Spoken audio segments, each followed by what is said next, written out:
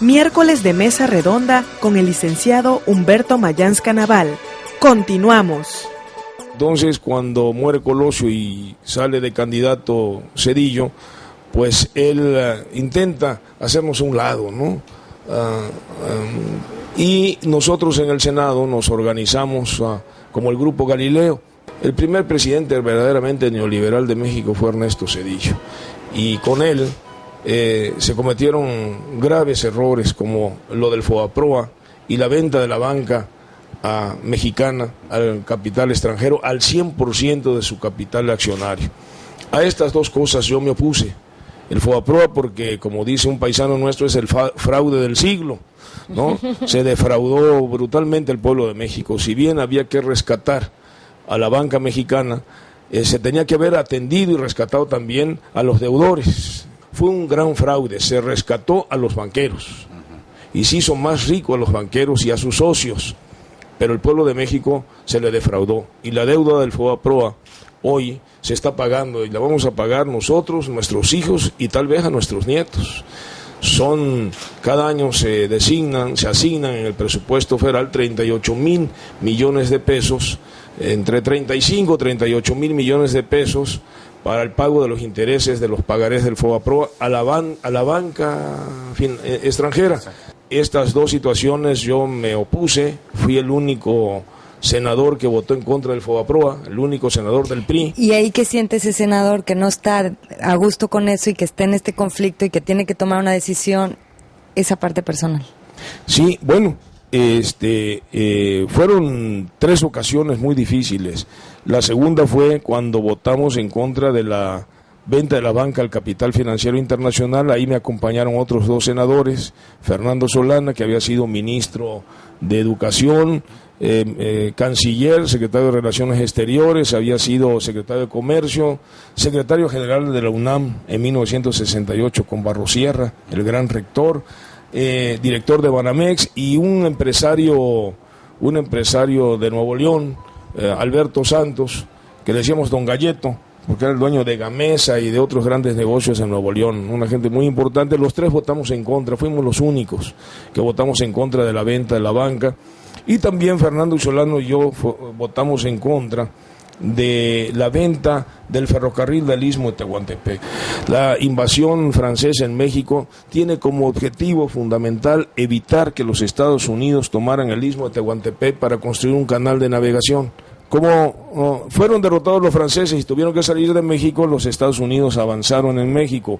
Una batalla importantísima, un acto heroico, es de los grandes acontecimientos históricos de nuestro país, y qué bueno que se dio, pero indirectamente se beneficiaron los Estados Unidos, ¿no? Sí, porque si no tendríamos también en la cinturita de México un paso, claro, ¿no? Claro, y se hubiera partido el país en 2. Se vuelve a plantear el tema después, y de repente Zedillo quiere hacer una concesión de las 2 terminales portuarias y del ferrocarril del Istmo de Tehuantepec, que es Cuatza, Salina Cruz y Salina Cruz, el ferrocarril del Istmo, concesionado para su modernización integral y convertirla en un canal seco a un grupo de empresas norteamericanas, y partir el país en 2. Eso no se podía permitir.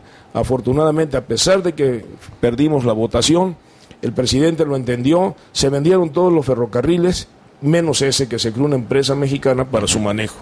Pero fue gracias al debate que dimos, ahí está en el diario de debates todo esto.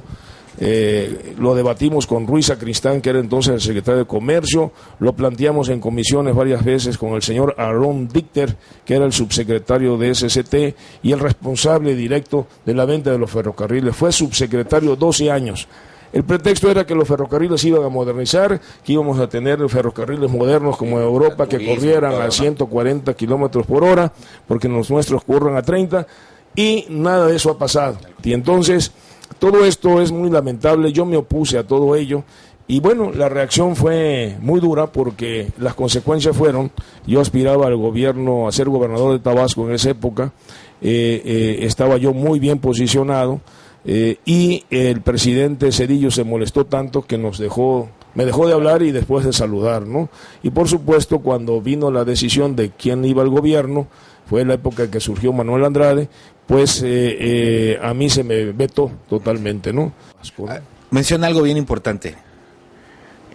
Ya en los tiempos políticos de Tabasco había una nomenclatura, o por lo menos habían grupos que así lo habrían establecido, pero sí ya estaba acordado desde antes, Humberto.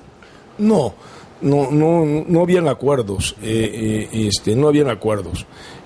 Zedillo o seguía una lógica. Sí, era una lógica. Zedillo tenía muy claro que no debería ser el sucesor de Madrazo, no debería ponerse el sucesor de Madrazo. Acuérdense que cuando muere Colosio, y llega Zedillo a la candidatura, hace una negociación con Andrés Manuel López Obrador para que retirara a Madrazo del cargo del gobernador. Incluso hubieron obstáculos muy fuertes para que Madrazo llegara a la candidatura y después al gobierno.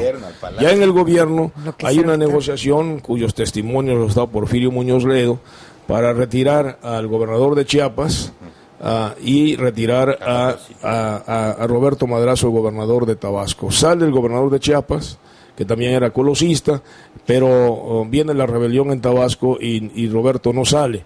Pero eso conllevó a un pleito de fondo entre Zedillo y Roberto Madrazo, y perjudicó realmente a Tabasco porque Zedillo no dio ningún apoyo, ni financiero ni económico, a Tabasco. Al contrario, nos canceló por ese rencor contra Madrazo grandes proyectos que se tenían aprobados, como fue, entre otros, una petroquímica que se iba a construir en Ocuapan, en Huimanguillo, y que ya estaba el terreno adquirido, hasta bardeado. La fecha sigue bardeado, enorme. Se tenía todo el equipo adquirido.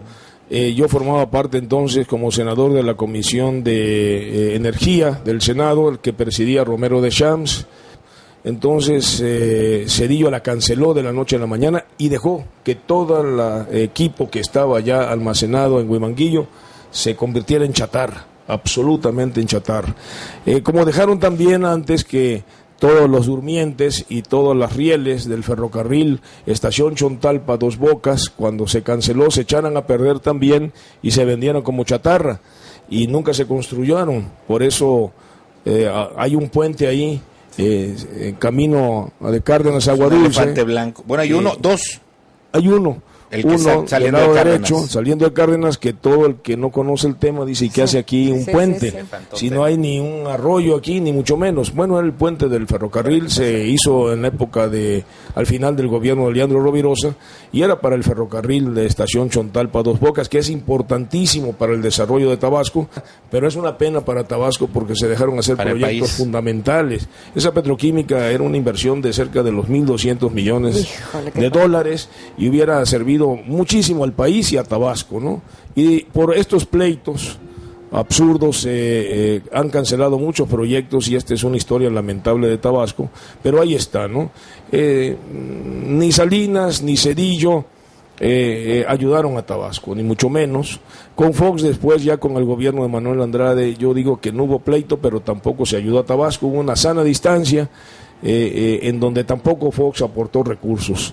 Se abandonó a Tabasco, incluso Pemex realmente se fue a Ciudad del Carmen y desde ahí empezó a operar todo el desarrollo de la explotación del Golfo de México con Cantarell y se retiró de Tabasco. Ahora están volviendo porque están otra vez explotando los pozos maduros de lo que llamamos Mesozoico, Tabasco, Chiapas, pero tenemos un nuevo boom en Tabasco y tenemos que aprovecharlo mucho, pero lo principal es tener una buena relación ya con los presidentes. Ya tenemos muchos años peleando con los presidentes o los presidentes con los gobernadores y eso se tiene que acabar, porque entonces la inversión federal no fluye, la inversión privada y extranjera tampoco fluyen a Tabasco y Tabasco tiene que recuperarse de muchos rezagos ocasionados por su rezago económico en función de estos grandes pleitos con la federación. Una pregunta breve, porque ya está, me imagino con lo de los costos, lo que nos ha costado también. Exacto. ¿Cuánto calcula Humberto Mayanz Naval que tenemos de atraso en Tabasco? Porque sí hay un atraso en comparación con otras entidades, incluso vecinas. Sí, mira, licenciado. Sí, Tabasco está muy rezagado. En el 88 Tabasco ocupaba el lugar 10 del desarrollo nacional y hoy estamos en el 20 y ya Yucatán nos rebasó, creo que está en el 19 en este momento. Campeche también está en el 10, Quintana Roo está en el 6º, es decir, todo el sureste avanzó, a excepción de Chiapas, que sí ha avanzado mucho, pero está el rezago de Chiapas, estaba tan atrás Chiapas, que no, todavía está muy lejos, está en el penúltimo lugar, y nosotros, a partir de la administración que entra, tenemos que ponernos a trabajar intensamente para que en 12 años recuperar los lugares que teníamos en 1988, es decir, nos va a llevar 2 sexenios. Si trabajamos juntos, unidos, pueblo y gobierno, con un programa de desarrollo integral, con una visión de desarrollo regional de largo alcance, 12 años nos llevaría ponernos a tiempo con otros estados de la región. Miércoles de Mesa Redonda con el licenciado Humberto Mayans Canaval. Regresamos.